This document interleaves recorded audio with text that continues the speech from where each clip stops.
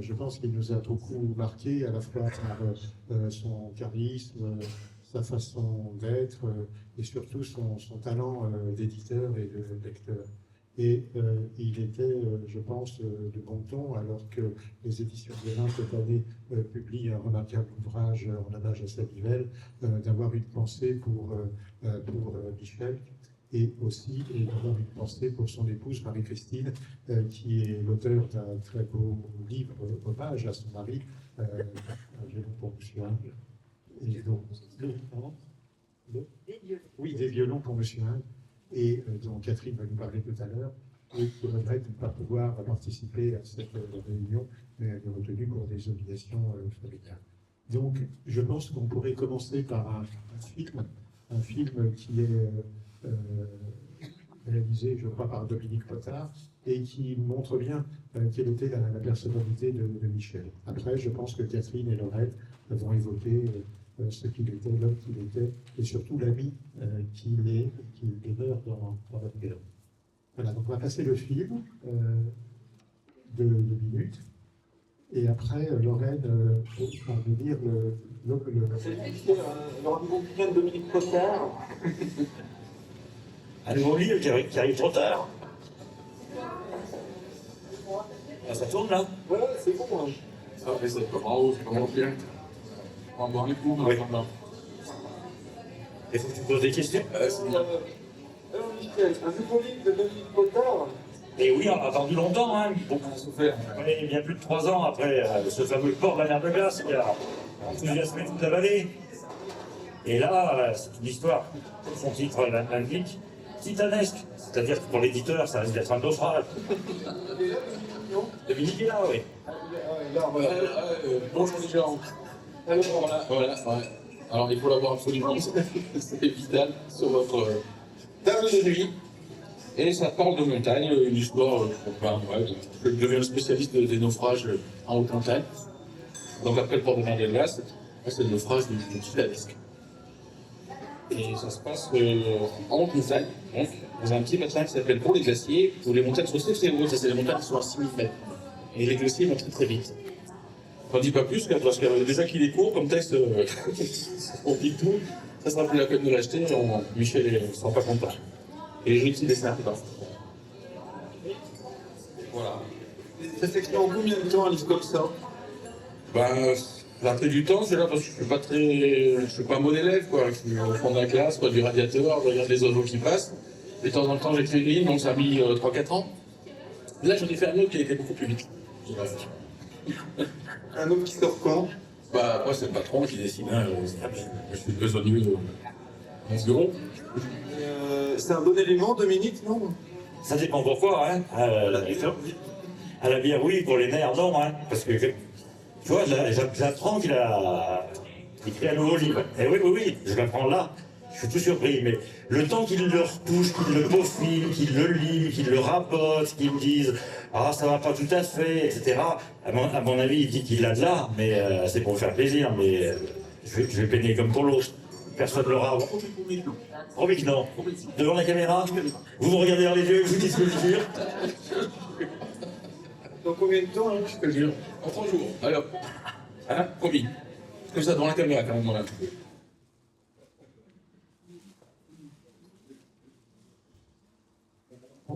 On voit bien qu'il était la joyeuse ambiance de la préparation des livres, et cela montre, je pense, bien la personnalité des deux protagonistes que sont Michel Guérin et Dominique Potard, qui était son auteur fétiche, l'un de ses premiers auteurs édités. Et si je peux me permettre cette anecdote, on s'est connus tous les trois la même année, lors du 4e salon, je crois. Michel venait de monter son stand où il présentait son premier ouvrage publié, qui est la réédition du livre de Lionel Terray, Les Conquérants de l'inutile. Et puis Potard était tout seul derrière une table avec son Port de la mer de glace, édité dans une toute petite édition. Il l'avait édité à compte d'auteur, avec une très belle photographie qui reprenait une gravure ancienne.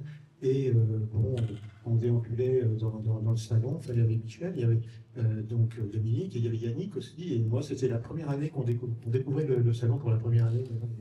Et on a tous acheté le livre de Dominique. Et le lendemain, il vient me voir en me disant, enfin, dis donc, j'ai trouvé un truc plutôt marrant. Je lui dis, oui, ça, c'est sûr. Et en fait, cette petite édition, maintenant, elle doit être collector, parce qu'elle était épuisée.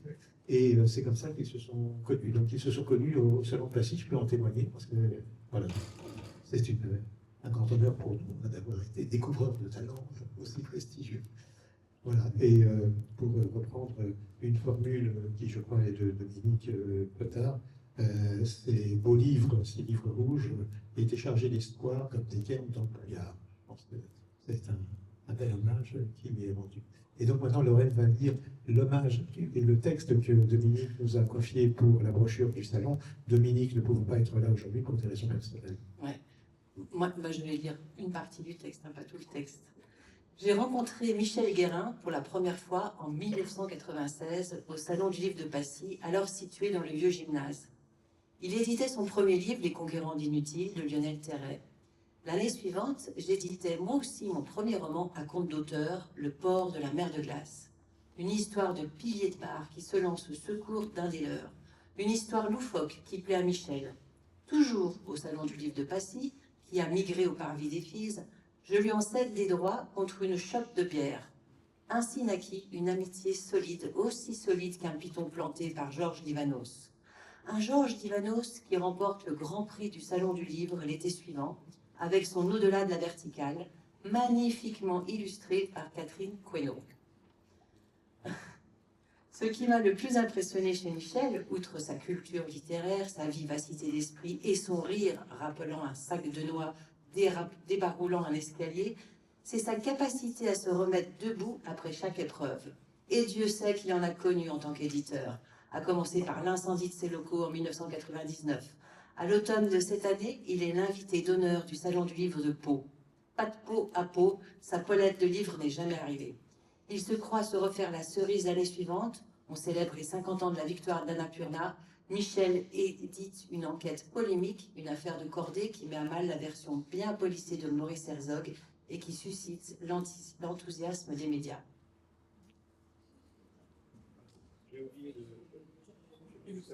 Catherine Queneau, qui est iconographiste et qui est chargée de faire toutes les illustrations des beaux livres de Michel Guérin. Pas tous, presque tous.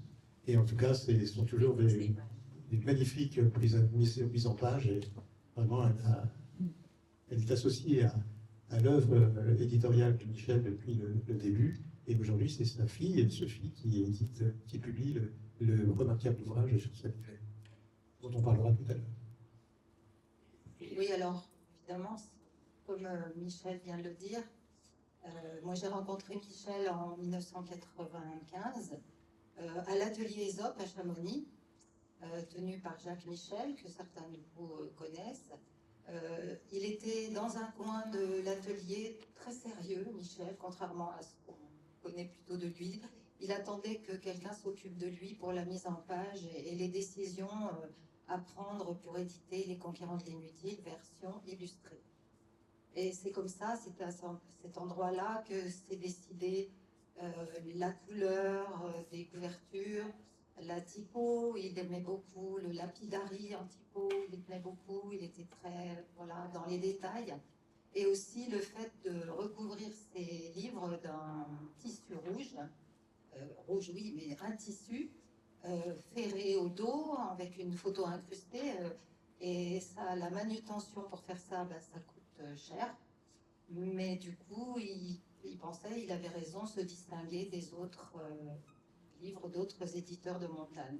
Et ça dure toujours. Et les frais collection, du coup, il avait raison. Et pour parler de Marie-Christine, c'est vrai que Michel et Marie-Christine formaient un couple incroyable, d'une hospitalité légendaire. Et on a partagé tellement de bons moments au cours des années, avant la mort de Michel, et puis après, parce que Marie-Christine, ce qu'elle est, elle s'est occupée des éditions Guérin courageusement après la mort de Michel.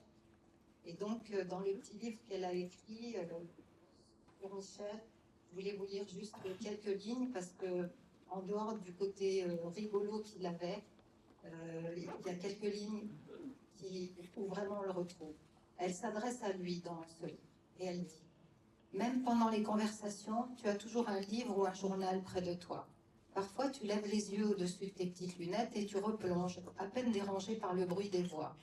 Depuis toujours, la lecture est ton espace, ton souffle, ta respiration. Cela m'a toujours épaté, cette façon de filer dans les pages, de déchiffrer un texte d'un regard. Moi, je dois retourner les phrases plusieurs fois comme un bonbon, avant que n'en monte enfin le sens. Voilà, ça c'est un aspect qu'on a bien connu aussi. On pouvait être au bistrot avec lui, aussi avec quelques lignes, un journal ou n'importe quoi, il se plongeait dedans et il n'était plus là.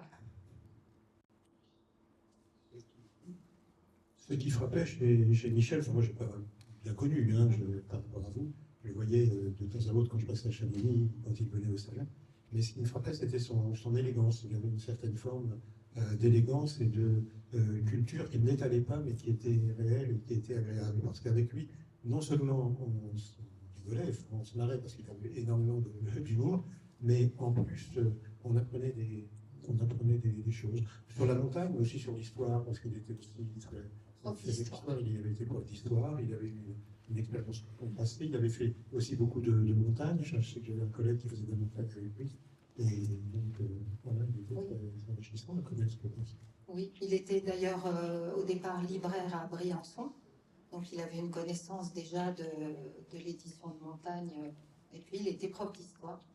Et par rapport à sa volonté dans ses livres, donc il les a, la collection, après il y a eu d'autres collections chez Guérin, les collections Terra Nova, les petits livres comme celui de Clothard réédité, mais la collection texte et images, il y avait texte et après images. Donc l'originalité c'était de les mettre en images, mais on mettait très peu de légendes. Quelquefois, comme je me suis occupée de quand même pas mal de livres avec lui, dont le premier, Les Carnets du Vertige, de Lachenal, certaines fois, je lui disais, bon, alors là, on met une légende sous la photo. Il me disait, non, le lecteur doit retourner au texte. C'est en face du texte, il y a la photo, donc je veux que le lecteur lise. Alors depuis, les textes et images, au fil des années, ont un peu évolué parce qu'on s'est rendu compte que souvent, les gens avaient envie d'avoir des légendes assez précises sous les images. Et puis, bon, ben, ça marche. Maintenant, vous pouvez acheter un texte et images, regarder seulement les images, vous comprendrez tout, mais vous aurez loupé le texte, donc ça serait dommage. On peut dire que tu travailles aussi pour le prochain texte et images qui va sortir en octobre, qui sera Gaston Rebuffal, Chant des montagnes. Oui, là, bah, c'est encore un... Bah, ça lui aurait plu, hein, à Michel. De même que le Sanivelle dont on parlera tout à l'heure, je pense qu'il aurait été aux anges. Surtout qu'il aimait beaucoup Sophie, qu'il a connue petite. Et oui, et Rebuffa, eh bien, ça va être un recueil de ses écrits, alors en plusieurs volumes, on ne sait pas encore combien, mais au moins 2. Là, le premier volume, ça sera de sa naissance à 1950, inclus l'Himalaya. Et Charlie Buffet a mené ce travail grâce à la complicité de Frédéric Rebuffa, la fille de Rebuffa, qui a ouvert toutes ses archives. Il y aura énormément de photos jamais vues, inédites de sa jeunesse, et ces textes choisis par Charlie Buffet et mis en page avec Stéphanie Tizy, avec qui on travaille depuis longtemps et qui est... je l'appelle toujours la dentelière de la mise en page. Mais c'est pas assez fort, il faut trouver encore un mot. Je pense qu'on peut saluer la longue vie des éditions Guérin, hein, 30 ans pour les maisons d'édition de province, hein, qui a assise à Chamonix, c'est quand même un tour de force avec des auteurs qui font date. Et là, cette année, au Salon du Livre de Montagne, c'est Benjamin Médry qui a eu le grand prix du Salon pour son ouvrage remarquable, hein, Solitude, qui est un livre à la fois émouvant et qui allie l'humain à l'exploit physique. Et comment se fait justement le choix? Comment Michel choisissait ses auteurs et ses illustrations? Est-ce qu'il semblait très exigeant? Alors le premier, bon, pour lui, c'était Les Conquérants inutiles, c'est sûr, il admirait beaucoup Terray. Et en fait, après, j'ai appris que, par Dominique Potard, je crois, qu'il avait aussi édité Les Conquérants de l'inutile pour pouvoir éditer Les Carnets du Vertige de Lachenal, mais non pas le texte, enfin, en reprenant le texte de Gérard Herzog, le frère de Maurice, qui avait écrit à la place de Lachenal, en reprenant ses carnets. Mais dans la version Guérin, on avait repris les textes originaux de Lachenal qu'on avait retrouvés chez Jean-Claude, son fils. Donc c'était le journal intégral de l'Annapurna, ce qui a donné lieu à une certaine colère de Maurice Herzog. Au final, avec Charlie, il y a quelques années, il y a 3 ans, je crois, on a repris encore un Lachenal qui ne contient que des textes de lui, parce que Maurice Herzog avait l'air de dire qu'il n'écrivait pas bien, mais c'est faux. On a retrouvé beaucoup de textes, beaucoup de parutions, et donc ça s'appelle Rappel, et ce sont que des textes de Lachenal. Ensuite, tout de suite après les carnets du vertige est arrivé Livanos. Alors évidemment, là, ça a été c'était le choc. La truculence. La truculence et la complicité entre Michel et Livanos. Et juste après, Ekmer, les mémoires d'Ekmer, et c'était des classiques, voilà, qui voulaient. Mais les rencontres avec Michel, Livanos et Ekmer dans la même pièce, c'était quand même vraiment drôle, quoi, parce que ils ne parlaient pas la même langue, mais ils se comprenaient très très bien. Et on ne peut pas parler non plus de Livanos sans parler de Sonia, sa femme, qui était absolument extraordinaire. Et voilà, c'est très émouvant pour nous de rappeler ces souvenirs-là. Moi, j'ai pas beaucoup connu Livanos, mais on est allé un jour faire une sortie du salon en Suisse, je crois. Et il me disait, tu comprends, moi j'ai le temps de faire de la montagne parce que je travaille à la sécurité sociale. Donc, bien, j'ai le temps de m'entraîner. Ah oui, il était très franc là-dessus. Hein. Et je me souviens de lui, il avait reçu le Piolet d'Or à Chamonix. Et en arrivant sur la scène, il se frottait l'épaule comme ça, puis il a dit ah, mais ça sent le cercueil, ça sent le sapin. Ça va pas. Enfin bon, tous ceux qui ont lu Livanos savent quel était son humour, mais il était devenu presque un père spirituel pour Michel, et à son décès, il était vraiment très affecté. Et toi, Lorraine, tu as connu Michel à ses débuts, bien avant qu'il vienne à Chamonix ou après? En même temps, quand il est arrivé à Chamonix, en fait, on était voisins et on avait des enfants du même âge. Donc on s'est vite rapprochés. Oui, c'était vraiment quelqu'un de très attachant. Donc on a dit tout à l'heure qu'il avait beaucoup d'humour, mais je dirais, il ne riait pas de tout. Si je peux me permettre une anecdote, je ne vais pas trop parler de moi, mais j'avais écrit un livre mineur, mais bon, un livre qu'il avait lu, je crois. Et un jour, il me demande si j'avais écrit un autre livre. Et j'ai dit oui, j'ai écrit un livre de montagne, parce que comme j'ai ramassé la patature du livre, il faut bien que j'écrive un livre de montagne. Ah, il me dit, ça m'intéresse. Et donc, je lui montre la première page. La première page, c'était une citation d'André Gide dans une lettre à Pierre Wuix. Et André Gide écrivait les montagnes m'embêtent, c'est banal comme la Suisse, il n'y a pas de coin que peintre j'aurais voulu peindre. Et c'est géographique pédantesquement. Alors, il regarde, il referme la feuille et il me dit, tu peux le remarquer, ça m'intéresse pas. Et donc, voilà. Donc, il était quand même très exigeant. En fait, c'était pas tellement pour la pochade de Gide, mais c'est parce qu'il imaginait effectivement que ce texte n'était pas au niveau de ce qu'il pouvait dire, tout simplement. Mais il a fait aussi des romans, des récits. Il a publié aussi, non pas seulement des récits de course ou des livres d'humour comme ceux de Cotard, ou de ceux de Aubry, la randonnée de A à Z. Et il avait une production quand même assez éclectique. Oui, et puis Marie-Christine a continué après. Il y a eu beaucoup de parutions. Actuellement, il y a des livres sur le trail, sur beaucoup de sujets. Mais l'aventure continue et c'est formidable. Et ça n'a pas dû être facile de tenir une maison compte tenu de ce qu'est la situation économique et notamment la position du livre aujourd'hui par rapport aux autres médias. Bon, c'était peut-être à un autre temps de l'histoire où c'était peut-être plus facile, mais ça n'a pas dû être facile parce qu'il a essuyé un certain nombre de contraintes, si ce n'est de vent contraire, que ce soit pour l'affaire avec Herzog, l'affaire aussi sur l'Anapurna, l'affaire aussi Puis là, il y a eu de l'incendie. l'inondation. En fait, l'incendie des bureaux où il était bien installé. Et là, j'ai un souvenir personnel, c'est qu'à ce moment-là, il publiait le livre de Pierre Alain, avec aussi, il revenait toujours à la source des textes, c'est-à-dire il y avait le journal du Karakoram, puisque Pierre Alain était allé au Karakoram en 1936, et on avait toutes les archives de Pierre Alain dans le bureau où je travaillais, et là, les pompiers commençaient à tout arroser. Donc j'ai dit à Michel, j'y vais, je peux pas rester comme ça. Ils m'ont mis un casque sur la tête, ils m'ont dit non, madame, vous entrez pas. Si. J'entrais avec un casque sur la tête et avec des sacs de voyage et on a sauvé les archives Pierre Alain, ensemble. C'était très, très important, notamment je pense qu'on ne va pas être contredit par les bibliographes de livres de montagne, hein, n'est-ce pas? Je dirais que c'était un sauvetage nécessaire. Vous avez quelques mots sur Michel que tu as bien connu?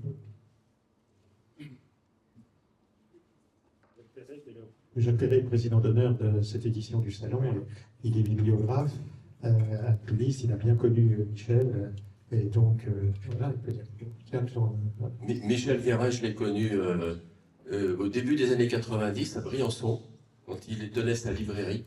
Donc, chaque fois que je passais dans le coin, je m'arrêtais pour voir les livres qu'il avait. Donc, il y avait des livres neufs, des livres moins neufs, voire des livres anciens. Donc, il y avait un peu de tout. Et puis, on papotait ensemble. Après, il est venu s'installer à Chamonix, donc je l'ai à nouveau suivi. Je me rappelle très bien, en 1997, le Salon de Passy, donc c'était le 7e Salon de Passy, où Dominique a sorti son Port de la mer de glace dans l'édition Les Petits Matins Clairs. C'était quand même joli comme nom, Les Petits Matins Clairs. Et effectivement, c'est maintenant devenu collector. Je crois qu'il m'a dit qu'il l'avait tiré à 200 exemplaires. Donc, vous voyez, bon, moi j'étais assis juste à côté de lui parce que je avais sorti ma bibliographie la même année, donc voilà, on était à côté l'un de l'autre, on a papoté, on a beaucoup parlé de livres. Et après, donc, Michel a eu le nez de rééditer ce texte iconique, hein, parce que c'est vrai que maintenant, je crois que c'est un des bouquins qui a dû être le plus vendu aux éditions Guérin. Un des en tout cas, hein, un des bouquins qui a été le plus vendu. Quand Michel est parti, donc il y a eu 2 années un peu de flottement où ben voilà, il fallait continuer à assurer les éditions Guérin. Alors je rappelle aussi, Michel a été un bon alpiniste, hein. On l'a jamais dit là, mais ça a été un bon alpiniste. Je crois que Bruno Dupetit est là, il pourrait en attester parce que je crois qu'il a grimpé avec lui. C'était un bon alpiniste. Et donc quand il est parti, Marie-Christine qui a pris le relais s'est entourée de compétences. Donc on m'a sollicité à ce moment-là. Donc j'étais parti ce qu'on appelle le comité de lecture. Donc avec Dominique, avec Charlie Buffet, avec Bruno. On a sorti quelques bouquins. Donc moi, je me rappelle, je suis très fier d'avoir édité La Dame de Pique de Simone Badier. Parce que je trouvais que cette grande alpiniste française méritait d'avoir une trace dans l'histoire de l'alpinisme. Et donc ce petit livre, La Dame de Pique, qui est épuisé malheureusement, mais que vous pouvez peut-être trouver d'occasion, je vous le conseille vivement parce que c'est un très beau texte. On a sorti aussi le premier livre de Stéphanie Baudet, Salto Angèle, à ce moment-là, et ça n'a pas été facile, hein, il a fallu convaincre le comité de lecture, hein. Je me souviens que je me suis bien battu pour ça. Et on sait tous que Stéphanie Baudet a connu une belle carrière littéraire derrière, hein, puisqu'elle a été éditée, elle est toujours éditée par Gallimard. Son livre vient de sortir d'ailleurs dans la collection Pocket. Voilà, donc les éditions Guérin ont aussi flirté avec des grands écrits, hein, comme par exemple Jean-Christophe Ruffin aussi, avec son Immortelle Randonnée, hein, qui a été une chance, évidemment, donc le plus vendu, voilà, mais voilà, c'est Jean-Christophe Ruffin, voilà, donc ça s'explique. C'est comme je le disais hier dans la conférence, Jean-Christophe Ruffin est un des 2 seuls alpinistes qui ont été élus à l'Académie française, l'autre étant Henri Bordeaux. Voilà.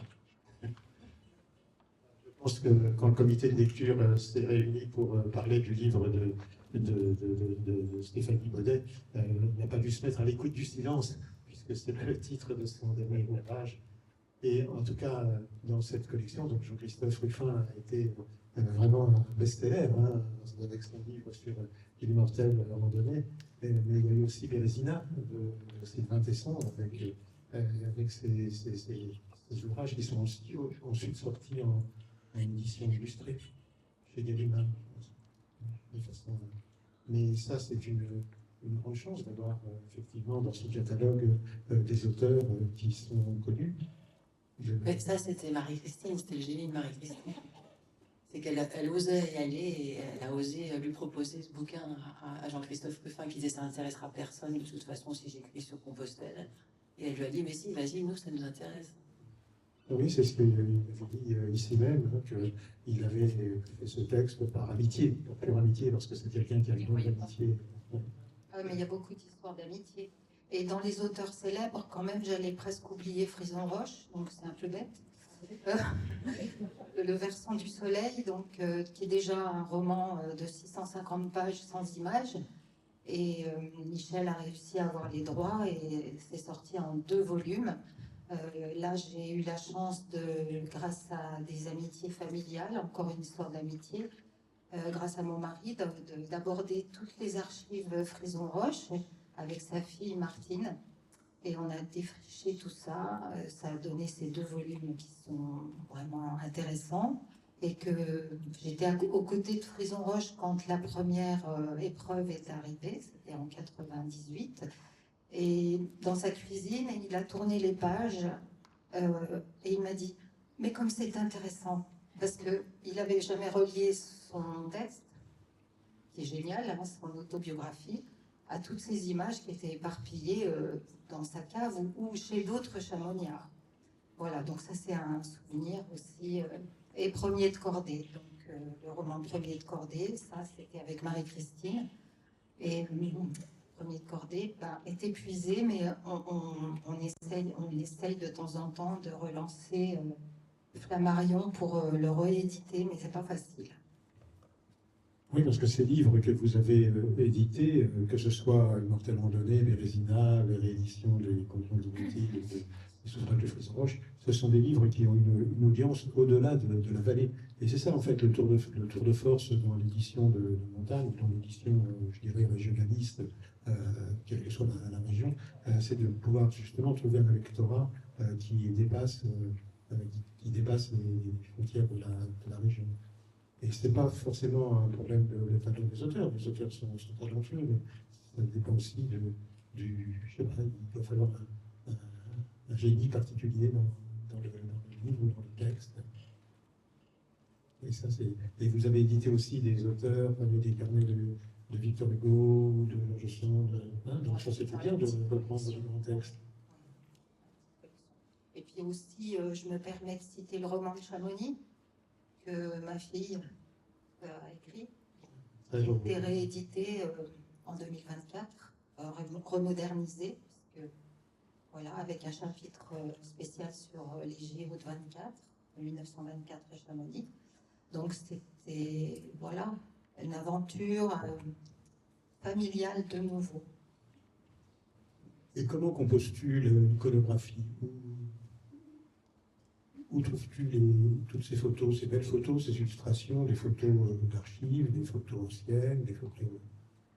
En fait, j'ai eu la chance, parce que bon, je prends de l'âge, j'ai eu la chance, il y a 30 ans, de côtoyer beaucoup de chamoniards. Et par exemple, pour les carnets du vertige, je suis allée à Annecy voir les anciens qui étaient encore vivants, les amis de Lachenal. J'ai passé beaucoup de temps dans les greniers, les caves de Chamonix pour plusieurs livres. Et ça, c'est une matière qui n'est pas dans les agences, c'est une matière brute. Et pour Premier de Cordée, par exemple, j'avais accès aux archives d'Armand Charlet. Donc je pouvais placer les photos de Armand Charlet, qui est un des personnages de Premier de Cordée, déguisé, qui s'appelle Zion. Enfin, il a mélangé les personnages. Et puis... la particularité, c'est ça, c'est de nouer des liens avec des gens dont les trésors ne seraient jamais sortis autrement. Et puis, ça permet à l'éditeur de ne pas payer des droits à des agences, ce qui ne serait pas possible. Par exemple, pour le Krakauer, le tragédie à l'Everest en 80, je sais plus, 17, enfin en tout cas la tragédie c'était cette année-là. Au départ, Marie-Christine avait cherché, il fallait s'adresser à des agences américaines et le prix était juste impossible à tenir. Et grâce à des amis guides, pour raconter la marche d'approche ou même le sommet, des amis guides de mon mari qui est guide, ils m'ont ouvert leur carton et on a réussi à illustrer ce livre avec leurs photos. Et quelquefois, pour les payer, il n'y avait pas beaucoup de budget non plus, donc il y en a un qui avait des photos sensationnelles du sommet. À l'époque, peu de monde y allait. Et il avait échangé ces photos contre des pellicules photos pour son appareil. Donc Michel était ravi. Ah, je suis d'accord, vas-y. Comment travaillais-tu? Est-ce que tu travaillais sur les photos? Tu reproduisais les photos ou bien alors tu avais accès aux pellicules? Ah, un peu tout, hein. Un peu tout. On a travaillé beaucoup avec François Leclerc, qui a fait la magnifique photo de Michel, classique. Par exemple pour les carnets de vertige. Et lui, moi je récupérais des vieux tirages photos dans les greniers et il les scannait, il les numérisait. Et quelquefois c'était des diapos, quelquefois c'était... Oui, c'est toutes sortes de supports. Encore maintenant, avec Rébuffat. Et tout ça est une affaire d'amitié, ce qui montre le charisme du personnage. Il y a ici dans l'Assemblée plein de gens qui l'ont connu. Est-ce qu'ils veulent apporter un témoignage? Bruno, tu l'as bien connu? Non?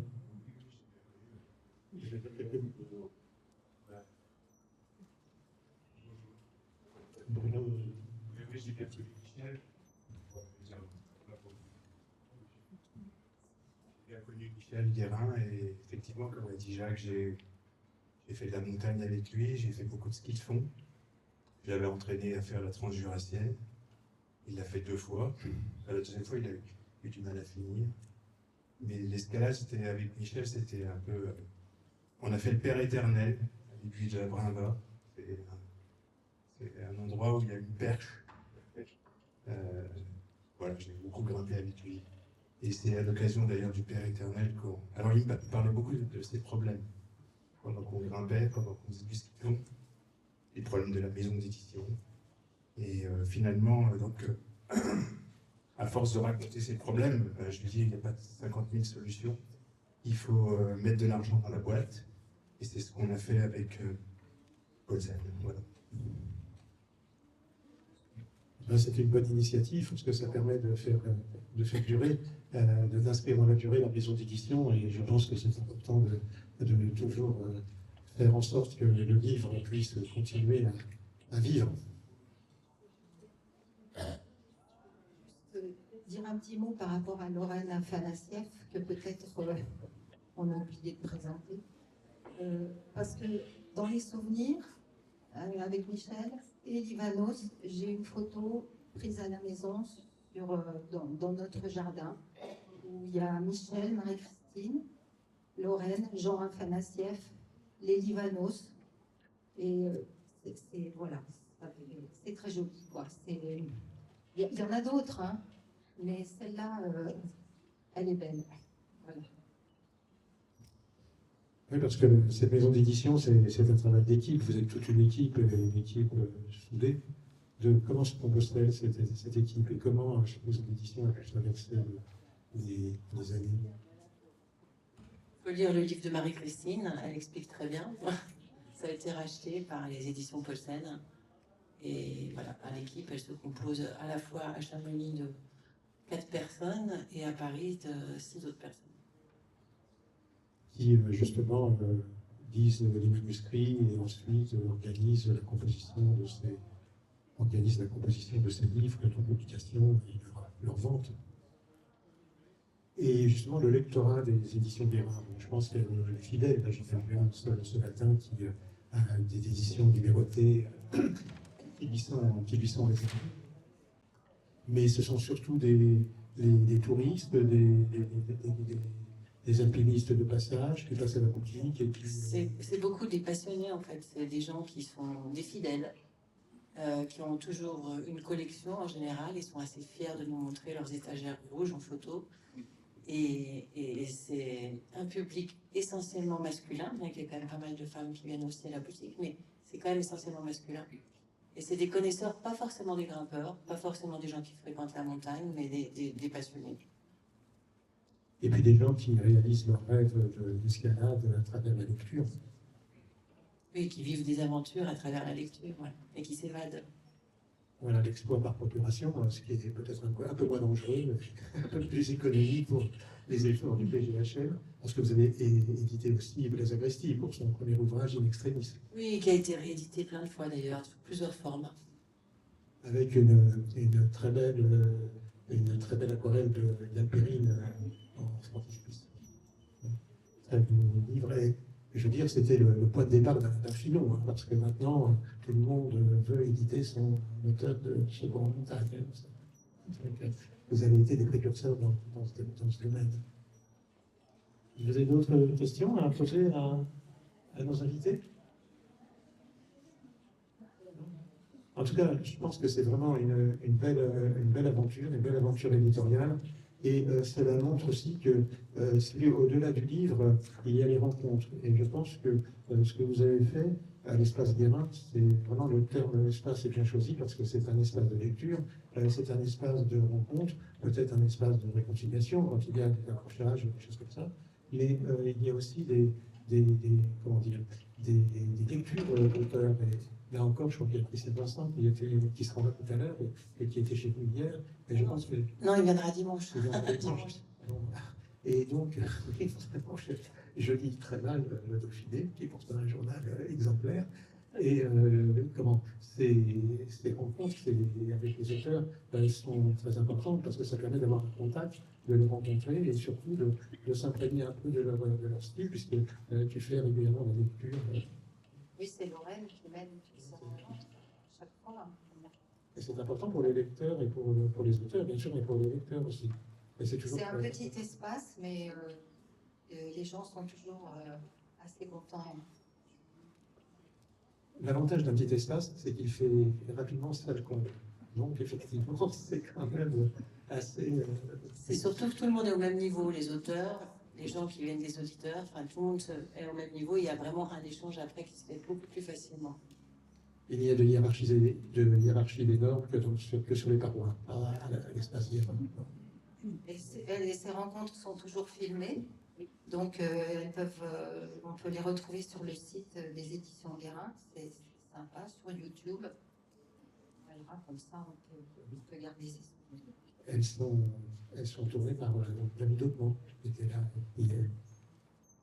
Voilà, donc c'est vraiment une belle aventure et je dirais un exploit, hein, parce que je trouve que c'est vraiment très difficile aujourd'hui d'écrire des livres, peut-être pas, mais surtout de les éditer, de les publier et de les vendre. On voit bien ici dans le salon du livre, pendant 35 ans, combien le paysage de l'édition a changé, combien les coûts de production du salon d'une part, mais des livres aussi s'est modifié, avec ne serait-ce que le prix de la tonne de papier, hein, qui est passé de 500 € la tonne il y a quelques années à 1500 ou 2000 € aujourd'hui. Donc, si vous voulez, ça montre un peu que la situation est compliquée et difficile, qu'il faut vraiment s'aider les uns les autres et s'entraider. C'est pour ça qu'on fait ce salon et c'est pour ça que je vous remercie de venir. C'est important de diffuser cette culture de l'écrit et pour la montagne à travers l'écrit, parce que ce n'est pas du tout le même modèle économique que l'image, que le film. Et je pense que ça permet justement de rêver, d'imaginer, de réfléchir, etc. Et ce qui est remarquable à Chamonix, c'est qu'il y a quand même une offre culturelle qui est quand même assez importante, puisqu'on peut compter un certain nombre de maisons d'édition. Je pense qu'on peut citer la Milano, la Catherine Destillet aux Ouches, près, la même communauté de commerce. Donc voilà, il y a les hommes, il y a comme d'autres, justement. Et je pense que c'est quand même bien de donner de Chamonix cette touche culturelle et littéraire qu'on ne soupçonne pas si on ne le dit pas. C'est vrai. Et je pense qu'on peut amener à la lecture en général à travers justement les livres de montagne, les bandes dessinées aussi, parce que vous éditez aussi des bandes dessinées, avec notamment un auteur que j'aimerais bien inviter une année, surtout si on parle des Amériques l'année prochaine, qui est Alexis Génie, qui a pris Goncourt et qui a écrit beaucoup des livres. C'est pas du bande dessinée, hein, c'est des livres jeunesse. Hein. Ouais, ouais. Oui, mais c'est bien Bien illustré. quand même. Ouais, ouais. Bon, c'est pas le principe de la BD. Et les livres, ça montre que vos auteurs sont quand même prestigieux et diversifiés. Et je pense que c'est bien aussi de faire ces livres pour la jeunesse et ces livres qui ouvrent, si vous voulez, le monde de l'édition. Je pense que ce qui est ennuyeux d'une façon générale, quel que soit le milieu d'ailleurs dans lequel on évolue, c'est l'entre-soi. Et je pense que votre maison d'édition, comme celle de Catherine ou comme celle d'autres maisons, sont des maisons qui s'ouvrent à tous les publics. Et ça, je pense que c'est bien que chacun puisse y trouver son compte et puisse ne pas se sentir exclu d'une caste qui se serait appropriée une production donnée. Et je pense que ça me paraît important. Alors que ce soit dans l'édition, mais hier on avait des cuisiniers qui étaient à cette table, c'est pareil pour la gastronomie, je veux dire. Il faut que, effectivement, les talents des uns profitent à tout le monde. Et je pense que le fait d'ouvrir des maisons d'édition à différents publics, et à des publics qui ne sont pas forcément concernés par la thématique de la maison, je pense que c'est une bonne chose, non? Moi, j'ai un vœu de formuler. Un vœu de Jacques Perret. Je souhaiterais que les éditions Paulsen n'oublient jamais de mettre en dessous de Paulsen Guérin. Parce qu'on est passé édition Michel Guérin, édition Guérin, édition Paulsen Guérin, et je ne voudrais pas qu'on termine par seulement édition Paulsen.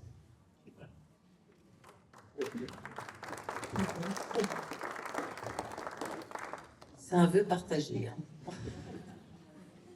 Oui, je pense que ce serait vraiment la moindre des choses, puisque effectivement, c'est peut-être une collection phare des éditions Paulsen. Voilà. Vous avez d'autres questions? Allez. Si vous n'avez pas d'autres questions, je pense que vous pouvez remercier Lorraine Fanassieff et Catherine Cloudet.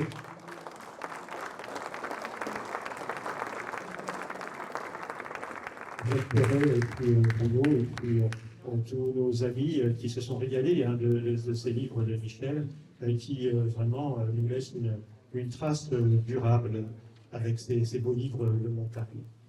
Voilà, je pense qu'on n'oublie pas et je pense que, à titre personnel, je suis très heureux de lui avoir rendu hommage, même si les montagnes m'embêtent, parce que c'est banal, comme la Suisse.